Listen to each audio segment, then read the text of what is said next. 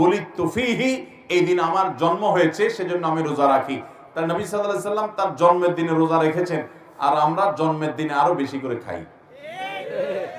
নবী করিম সাল্লাল্লাহু আলাইহি সাল্লাম সোম বৃহস্পতিবার সিয়াম পালন করেছেন। কেন করেছেন জিজ্ঞাসা করা হয়েছে, আরেকটি কারণ তিনি বলেছেন যে এই দুই দিনে বান্দার আমলনামা আল্লাহর সামনে উপস্থাপিত হয়। এখন কথা হলো, শাবান মাসে আমলনামা উপস্থাপিত হয়, আবার সোম বৃহস্পতিবার আমলনামা উপস্থাপিত হয়, আমলনামা কয়বার উপস্থাপিত হয়? এর উত্তর হলো, আমাদের আমলনামা, আমাদের সমস্ত ভালো কাজ, ভাইরা আমার, এমন একটা ভালো কাজ কিংবা এমন কোন মন্দ কাজ নাই যেটা আল্লাহ রাব্বুল আলামিন ফেরেশতারা লিপিবদ্ধ করেন না, যেটা রেকর্ড হয় না, যেটার হয় পুরস্কার নয় তিরস্কারের মুখোমুখি আমাদেরকে হতে হবে না, এমন একটা মুহূর্ত নাই। আল্লাহর সামনে দাঁড়াতে হবে, সবগুলো হিসাব করা হচ্ছে এবং আল্লাহ তাআলা সবগুলো আমাদের সামনে প্রকাশ করবেন কিয়ামতে। তো প্রতিটা মানুষের তার আমলনামা সমূহকে আল্লাহর সামনে তিন